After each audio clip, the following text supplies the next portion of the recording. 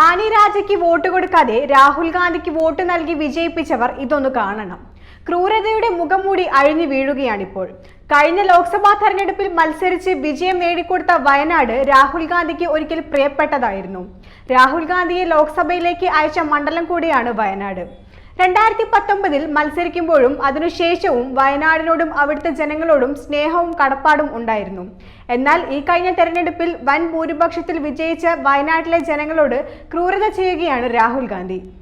കൂടെ ഉണ്ടാവുമെന്ന് ഉറപ്പ് നൽകിയ ജനങ്ങളെ വിട്ട് രാഹുൽ പോവുകയാണ്.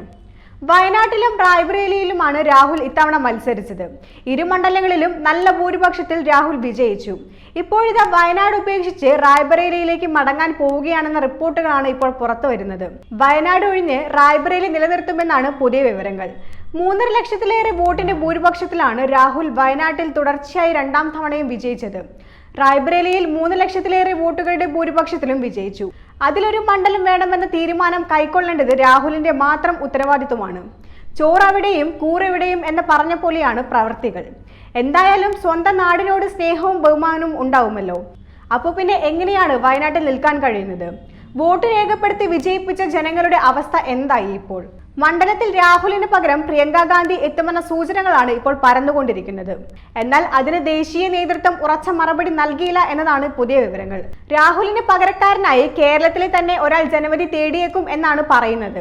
എന്തായാലും വയനാടിന് നല്ല പണിയാണ് ഇപ്പോൾ കിട്ടിയിരിക്കുന്നത്.